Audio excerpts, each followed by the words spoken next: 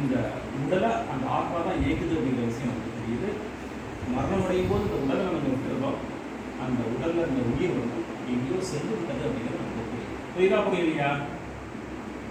அப்போ ரஷ்யாவில் விஞ்ஞானிகள் என்ன இது வேறு பிறகு மீண்டும் மீண்டும் ஆத்மான்னு சொல்லிட்டு இருக்கிறாங்க, நம்ம உடல் மட்டும்தான் நம்ம கொஞ்சம் நிரூபிக்கணுங்கிறதுக்காக என்ன பண்ணாங்க, இறக்கக்கூடிய தருவாயில் இருக்கக்கூடிய நபர்களெல்லாம் நல்லா அழகான நல்ல ஒரு பெட்டிகளில் அடக்கி வச்சு எப்படியாவது இந்த உயிரை அவங்க வந்து பிடித்து அமுக்கி இந்த உடலை உயிரையும் நம்ம கைவசம் வைத்து கொண்டு முயற்சிக்கும் போது என்ன பண்ணாங்க, அந்த ஆத்மா அந்த இரும்பு குட்டியிலையோ அல்லது கண்ணாடி குட்டியிலையோ போட்டோ அது பண்ண போயிடுச்சு. காரணம், நீ நினைக்கிற மாதிரி உடலை வந்து என்ன பண்ண முடியாது, உயிரை வந்து என்ன பண்ண முடியாது, சும்மா கட்டுப்பாடுகளெல்லாம் வந்து கொண்டு வர முடியாது. இந்த டாக்டரால் மேக்ஸிமம் என்ன பண்ண முடியும், கை ஒழிஞ்சிச்சுன்னா கைக்கு மருந்து கட்ட முடியும், கால் ஒழிஞ்சுன்னா காலுக்கு மருந்து கட்ட முடியும், ஒரு இதயத்துக்கு பிரச்சனை இன்னொரு இதயத்தை செயற்கை இதயத்தை பொறுக்க முடியும், அவ்வளோதான். ஏதாவது ஒரு டாக்டர் வந்து சார் என்னுடைய பையனுக்கு உயிர் போயிடுச்சு சார், இன்னொரு உயிர் கொடுக்க முடியுமா, அவனால் கொடுக்க முடியுமா, அவன் என்ன சொல்லுவாங்க, அவங்க இதே எனக்கு கொடுக்க முடியாது. அதான் உண்மை. சரி, இதான் வந்து நிதர்சனமான உண்மை. நம்முடைய உடலில் வந்து உயிர் இருக்கு, அந்த உயிர் நிச்சயமான ஒன்று. நம்ம வந்து ஒரு உடலை வந்து வாழ்ந்துட்டு இருக்கோம். அப்போ இந்த உடல் வந்து பௌதிக சக்திகளால் உருவாக்கப்பட்டிருக்கு. சமஸ்கிருதத்தில் அது ஜடசக்தி என்று அழைக்கப்படுகிறது. என்ன சக்தி? ஜடசக்தி என்று அழைக்கப்படுகிறது. அதை நம்ம சயின்ஸில் படிக்கிறோம். ஜடசக்தி என்றால் என்ன? இந்த ஜடசக்தி, இது ஒரு ஜடசக்தி, தண்ணீர் ஜடசக்தி தான், அந்த வாட்டமும் ஜடசக்தி தான்.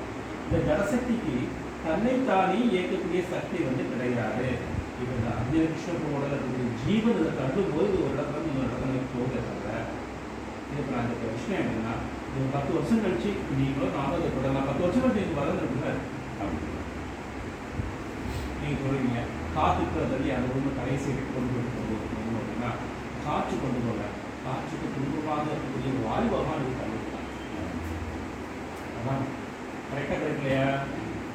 அல்லது வெறும் பாலாட்டில் வாடிமுடி பாலாட்டில் தண்ணி வந்து வீட்டுக்கு தண்ணி விட்டுன்னு சொல்லுவாங்க. அந்த பாலாற்றுக்கு ஒரு அதிகார தேவதை இருக்குதா, அவள் வந்து தள்ளிட மாட்டாங்க. சரி, ஜீவன் வந்து நித்தியமானது, ஜடம் வந்து தற்காலிகமானது. இந்த உடலுக்கு சில தேவைகள்லாம் வந்து இருக்கு. காலையில் சாப்பிடணும், மத்தியானம் சாப்பிடணும், சாயங்காலம் சாப்பிடணும் அப்படின்னா உடலில் உள்ள அணுக்கள்லாம் வந்து என்ன இருக்குது, ப்ரொஃபஸாக இருக்கிறது நீங்களாம் என்ன. அப்புறம் வந்து இனக்கவர்ச்சி ஆசை இருக்குது உடல். அப்புறம் சரியான கிளைமேட் இருக்கணும், சில தேவைகள்லாம் இருக்குது. இப்போ உடலுக்கு என்ன மற்ற தன்மைகள் வந்து இருக்குது, முக்கியமான தன்மை இது பிறகுது, அப்படி கொஞ்சம் கொஞ்சமாக வளருது. இளமை காலத்தில் கொஞ்சம் அப்படி நினைத்து நிற்கிற மாதிரி தோணுது, அப்புறம் அது கொஞ்சம் கொஞ்சமாக முன்னே வர ஆரம்பிக்குது. உடனே வரலா வரலையா, எவ்வளோ பெரிய அளவுக்கு முதுமை வருது. அப்புறம் வந்து மரணப்படுக்கைக்கு முன்னால் ஒரு நிலை வருது. நாங்களாம் டீனேஜ் இருக்கும்போது, நாசி வாட்டிலாம் இருக்கும்போது ரிவர் ரிச்சர்ஸ்னு ஒரு பிளேயர் வந்து இருந்தான் வெஸ்ட்இண்டீஸில். அவ்வளோ ஒரு தைரியமான பிளேயர் அவன். இப்போ அவன் ஃபோட்டோ பார்த்தீங்கன்னா அவன் ட்ரெஸ்ஸிங் ரூம் வந்து ட்ரெயின் கிரவுண்டு வரதுக்கே கஷ்டப்படுறான்.